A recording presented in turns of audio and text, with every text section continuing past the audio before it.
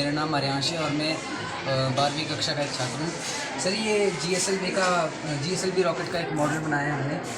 Sir इसकी मदद से हम ये समझेंगे कि हमारा जो चंद्रयान 23 अगस्त को चाँद की सतह पर लैंड हुआ था वो आखिर कैसे हुआ था। सर एक बहुत बड़ा कॉमन सा मिसकंसेप्शन लोगों के बीच में ये है कि ये पूरा का पूरा रॉकेट ही जो है ये चाँद पर लैंड करता है, लेकिन एक्चुअल में ऐसा नहीं है।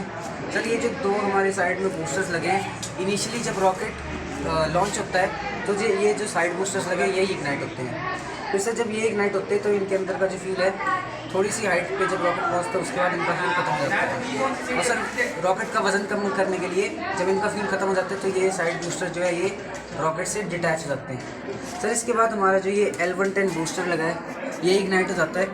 और सर ये इग्नाइट होने के बाद जब ये रॉकेट थोड़ी और ऊंचाई पे पहुंचता है उसके बाद ये L110 का फ्यूल भी ख़त्म हो जाता है और रॉकेट का वज़न और कम करने के लिए ये जो हमारा L110 बूस्टर है ये भी डिटैच हो जाता है।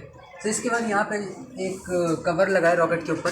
सर इस कवर के अंदर जो है हमारा लैंडर रखा होता है जिसने चाँद पे एक्चुअली में लैंड करना होता है। सर फिर ये L110 के डिटैच होने के बाद हमारा सिर्फ ये C25 इंजन बचता है।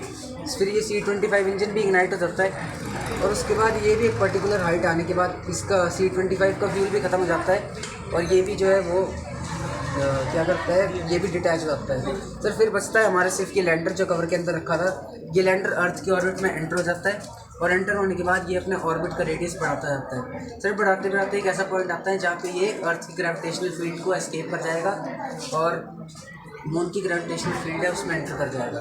सर मून की ग्रेविटेशनल फील्ड में एंटर करने के बाद ये मून का चक्कर काटने लगता है और मून को ऑर्बिट करते करते अपना ऑर्बिट का रेडियस कम करने लगता है और कम करते करते फिर ये मून पे डिसेंड करने लग जाता है। और ये जो डिसेंड है ये 3 फेज़ में होता है। पहला है रफ ब्रेकिंग फेज़, यहाँ पे जो है हमारा लैंडर ऑर्बिट से नीचे मून की सरफेस पे अप्रोच करना शुरू कर देता है। अगला है कैमरा कोस्टिंग फेज़, यहाँ पे लैंडर जो है अपने नीचे लगे कैमरा की मदद से ये देखता है कि जो लैंडिंग साइट है वो ठीक है कि नहीं है।